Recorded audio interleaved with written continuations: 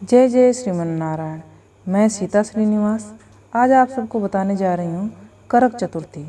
करक चतुर्थी का मतलब हुआ करवा चौथ व्रत कथा। करवा चौथ का व्रत कथा क्या है, इसको मैं आपको विस्तार से बताने जा रही हूँ।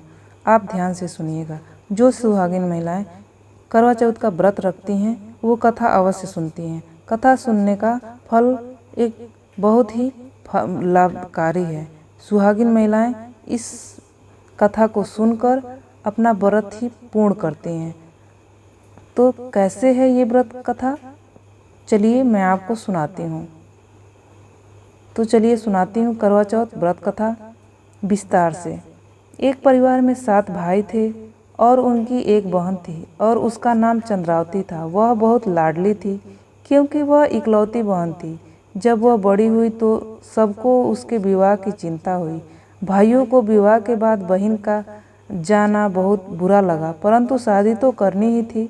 बहन ने शादी के बाद करवा चौथ का व्रत रखा, निर्जल व्रत रखा, कुछ भी नहीं खाया। शाम को भाइयों ने बहन से कहा कि आओ खाना खाएं। बहन ने कहा कि जब चंद्रमा निकलेगा तब खाना खाऊंगी। वह भाइयों की बहुत प्यारी थी, इस कारण उन्होंने भी पूरे दिन खाना नहीं खाया। भाइयों ने एक उपाय सोचा कि किसी तरह से बहन का व्रत जल्दी खुलवा दें और फिर वह खाना खा लेंगे। उन्होंने क्या किया कि घर के बाहर जो मैदान था उसमें बहुत सारी आग लगा दी और 2 भाई छलनी को पकड़कर खड़े हो गए और बहन को पुकारने लगे कि जल्दी से चंद्रमा को आकर देख लो, चंद्रमा निकल आया। बहन ने ऐसा ही किया।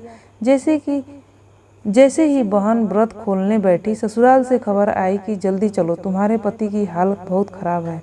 बहन ने सोचा कि मैंने तो शादी के बाद कोई भी ऐसा अपराध नहीं किया कि जिस पाप का दंड मुझे मिल रहा है। सारे संसार भर की स्त्रियां आज अपने सुहाग की शुभकामना के लिए पूजा करती रही हैं और मेरे सुहाग को क्या हुआ? क्या कारण है कि मेरा पति इतना सख्त बीमार हो गया और मरने को है? उसने पंडित से पूछा कि पति की बीमारी का क्या कारण है। पंडित जी ने कहा कि पूजा में कोई विघ्न आ गया है, इस कारण ऐसा हुआ है। पति के ठीक होने का उपाय है कि पूरे साल कृष्ण पक्ष को चौथ का व्रत करो, और उसने ऐसा ही किया। उसके पति को कांटे वाली बीमारी थी। चंद्रावती पूरे 1 वर्ष तक कांटे निकालती रही। जब आंखों पर कांटे रह गए तो करवा चौथ का व्रत आया। वह अपनी नौकरानी से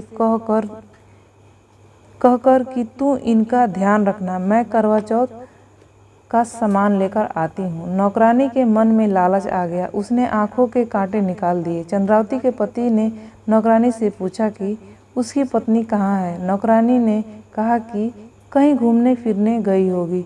चंद्रावती के पति ने समझा कि इसी औरत ने ही मेरी 1 वर्ष तक सेवा की है, यह मेरी स्त्री है।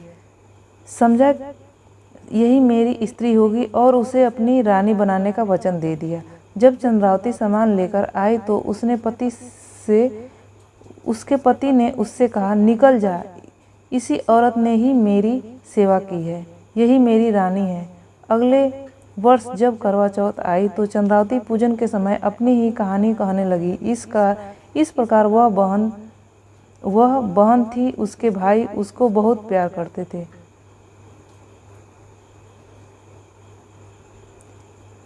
उन्होंने करवा चौथ के दिन कच्चे चंद्रमा को अर्घ दिलवा दिया था और तभी उसके पति को कांटे की बीमारी लग गई। कहानी कहते कहते स्त्री के आंखों से अविरल आंसू गिरते रहे।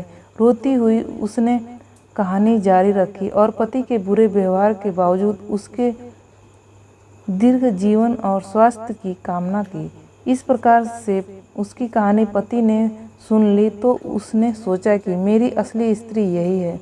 दूसरी औरत तो नौकरानी थी और उसके बाद उसने नौकरानी को निकाल दिया और चंद्रावती को एक बार फिर अपना लिया। इस प्रकार से चंद्रावती के सुहाग की रक्षा हुई। 7 भाइयों की बहन ने प्रसन्नचित्त होकर कहा कि जैसे करवा चौथ व्रत से मेरे सुहाग की रक्षा हुई है, गौरी माता वैसे ही औरों का सुहाग की रक्षा करे, सबका सुहाग बना रहे। जो सुहागिन स्त्री इस व्रत को विधिवत पूजा करती है, इस व्रत को विधि संपन्न करती है, उसका सुहाग बना रहेगा और वह हमेशा सुहागन बनी रहेगी। अब यहीं पे ये व्रत कथा समाप्त होता है। आपका दिन शुभ हो, आपको भगवान की कृपा मिलती रहे, आपको शंकर पार्वती जी का आशीर्वाद मिले, आपको इस व्रत का फल मिले। इसी आशा और विश्वास के साथ मैं अपना वीडियो समाप्त करती हूँ। इस तरह की जानकारियाँ पाने के लिए आप मेरे चैनल को सब्सक्राइब कर दीजिएगा। जय जय श्रीमन।